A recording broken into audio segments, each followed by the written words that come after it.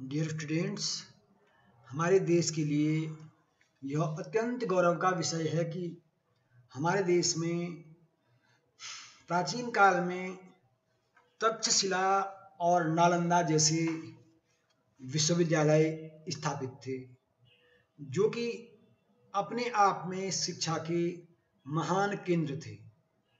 उस युग में संपूर्ण विश्व में हमें इस तरह के विश्वविद्यालय केवल भारत में ही देखने को मिलते हैं, जहाँ तक्षशिला मौर्यकाल से पूर्व एक सुस्थापित और प्रसिद्ध ज्ञान का केंद्र था, वहीं नालंदा विश्वविद्यालय, जिसकी स्थापना गुप्त काल में गुप्त सम्राट कुमारगुप्त प्रथम द्वारा की गई थी, अपने आप में एक ज्ञान का प्रसिद्ध केंद्र ही नहीं था, बल्कि यह बौद्ध धर्म की महायान शाखा का भी एक प्रसिद्ध केंद्र था।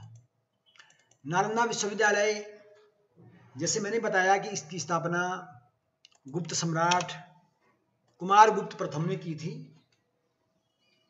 यह विश्वविद्यालय, जैसे मैंने बताया कि अपने आप में उस समय संपूर्ण विश्व में एक ज्ञान का एक अभूतपूर्व केंद्र था, एक महत्वपूर्ण केंद्र था। इस विश्वविद्यालय में उस काल में देश के साथ साथ ही विदेशों से भी विद्यार्थी शिक्षा ग्रहण करने आते थे। एक महत्वपूर्ण तथ्य यह है कि यह विश्वविद्यालय उस समय जो धनी व्यक्ति होते थे और जो राजा महाराजा होते थे, उनके द्वारा जो दान दिया जाता था, उस दान से यह विश्वविद्यालय चलता था। ह्वेनसांग तथा जो इत्सिंग, दो चीनी यात्री भारत आए, उन्होंने अपने विवरणों में अपने जो अध्ययन सामग्री उन्होंने एकत्रित की, जो पुस्तकें उन्होंने प्रकाशित की, तो उन्होंने अपने विवरणों में नालंदा विश्वविद्यालय की भूरी भूरी प्रशंसा की है। इस विश्वविद्यालय के बारे में जो जानकारी मिलती है, तो इसमें लिखा गया, उस जानकारी को हम आपके समक्ष जो मैं रख रहा हूँ कि नालंदा विश्वविद्यालय का जो भवन था, जो उसके भवन थे, बड़े विशाल और भव्य थे।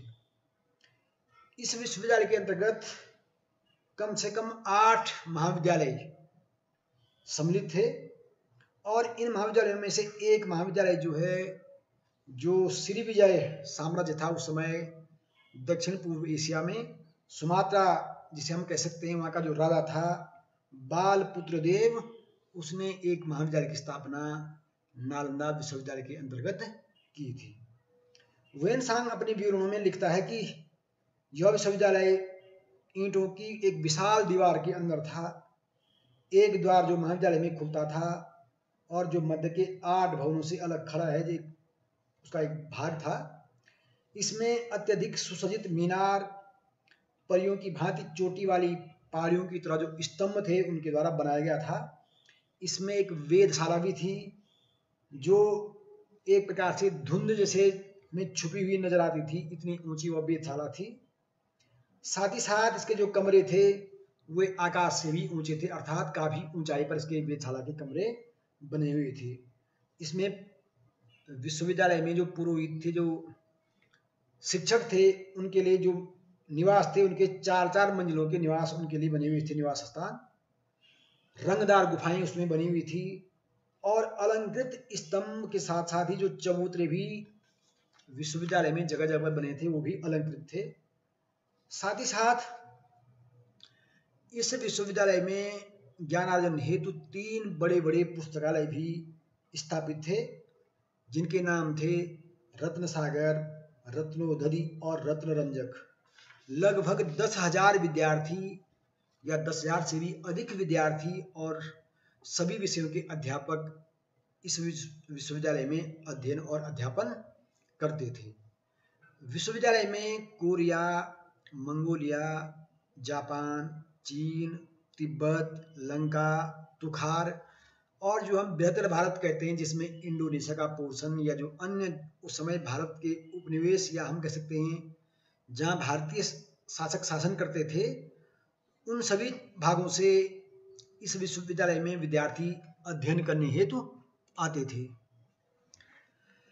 यहाँ बौद्ध धर्म की शिक्षा भी दी जाती थी और साथ ही साथ ज्ञान की कोई सीमा नहीं होती है, तो बौद्ध धर्म की शिक्षा के साथ यहाँ अनेक विषयों का ज्ञान दिया जाता था, जैसे वेद, तर्क विद्या, व्याकरण, चिकित्सा विज्ञान, सांख्य, योग, न्याय आदि सभी प्रकार की विद्या इसमें इस विश्वविद्यालय में दी जाती थी। इस विश्वविद्यालय में जो महान आचार्य शिक्षा देते थे, उनमें नागार्जुन, आर्यदेव, अंग, शीलभद्र, वसुबंधु, डिंगनाग, धर्मपाल, चंद्रपाल, प्रभामित्र, जिनमित्र, ज्ञानचंद्र आदि प्रमुख थे। इसके अलावा भी अनेक आचार्य इस विश्वविद्यालय में शिक्षा देते थे। साथ ही साथ इस विश्वविद्यालय के अनेक विद्वान, जैसे मैंने कहा, जो विभिन्न देशों में गए, अनेक देशों में यहाँ से जो है विद्वान शिक्षा का प्रचार करने गए, जिनमें संत रक्षित, पद्म संभव, कमलशील, स्थिरमति, बुद्ध कीर्ति, ये विद्वान तिब्बत गए बौद्ध धर्म की शिक्षा देने हेतु। और कई विद्वान यहाँ से इस विश्वविद्यालय से चीन भी गए, जिनमें कुमारजीव, परमार्थ, सुधाकर सिंह और धर्मदेव प्रमुख थे, जो चीन में बौद्ध धर्म की शिक्षा देने हेतु गए। मुख्यतः यह बौद्ध विहार था। यह विश्वविद्यालय मुख्यतः बौद्ध विहार के रूप में भी जाना जाता है, और इसकी स्थापना बुद्ध की शिक्षा के साथ साथ सभी प्रकार की शिक्षा देने हेतु की गई थी। यहाँ हजारों बौद्ध भिक्षु रात दिन बौद्ध धर्म का अध्ययन करने के लिए यहाँ आते थे। इस तरह एक प्रकार से यह ज्ञान का मंदिर था। साथ ही साथ इस विश्वविद्यालय में ज्ञान प्राप्त करने का एक साधन या एक तरीका यह भी था कि यहाँ वाद विवाद होते थे विभिन्न विषयों पर बड़ी बड़ी गोष्ठियाँ आयोजित की जाती थी, और इस तरह इस विश्वविद्यालय में शिक्षा दी जाती थी। साथ ही साथ विश्वविद्यालय में योग्य विद्यार्थियों को या योग्य जो शिक्षार्थी जो शिक्षा ग्रहण करने आते थे, उनमें योग्य शिक्षार्थियों को ही लिया जाता था, और इसलिए विश्वविद्यालय में शिक्षा देने के लिए पहले प्रवेश परीक्षा आयोजित की जाती थी, जिसमें मुश्किल से 20% शिक्षार्थी ही उत्तीर्ण हो पाते थे। तो इससे हम समझ सकते हैं कि यहाँ कितने योग्य विद्यार्थी या योग्य लोग यहाँ शिक्षा ग्रहण करते होंगे। साथ ही साथ इस विश्वविद्यालय का, जैसा मैंने पूर्व में बताया था, जो संचालन हेतु विभिन्न धनी व्यक्तियों द्वारा, राजाओं द्वारा इसके लिए दान दिया जाता था। तो विश्वविद्यालय के संचालन हेतु लोग बड़ी मात्रा में अपनी संपत्ति विश्वविद्यालय को दान करते थे, जिससे विश्वविद्यालय के पास अनेक धान्य के खेत थे, अनेक दुग्धशालाएं थी। हुएन सांग बताता है कि प्रतिदिन इसकी खेतों से छकड़ों में भरकर चावल, सैकड़ों पैकेट दुग्धशालाओं से मक्खन, दूध के सैकड़ों कोटी, अर्थात कई जो कोटी 1-2 मन के बराबर होता है, इतने बड़े बर्तन दूध के आते थे। और इस तरह हम समझ सकते हैं कि इस विश्वविद्यालय में पर्याप्त धन संपदा थी, विद्यार्थियों के लिए पर्याप्त भोजन व्यवस्था थी, दूध और दही की भी पर्याप्त व्यवस्था थी।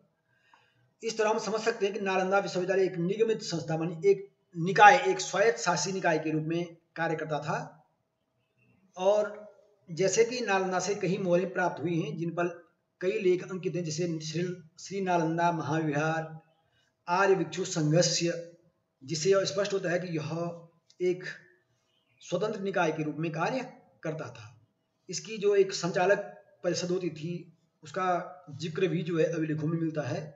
इस तरह हम समझ सकते हैं कि अपने समय में नालंदा विश्वविद्यालय एक प्रसिद्ध विश्वविद्यालय था, जिसे कालांतर में एक विदेशी आक्रमणकारी बख्तियार खिलजी ने नष्ट कर दिया और इसके विशाल पुस्तकालय की पुस्तकों को जला दिया, जो कि हमारे लिए एक ज्ञान का जो अभूतपूर्व भंडार था, दुष्ट और आक्रमणकारी बख्तियार खिलजी ने उसको नष्ट कर दिया और इस तरह एक विश्वविद्यालय, एक ज्ञान का केंद्र नष्ट हो गया।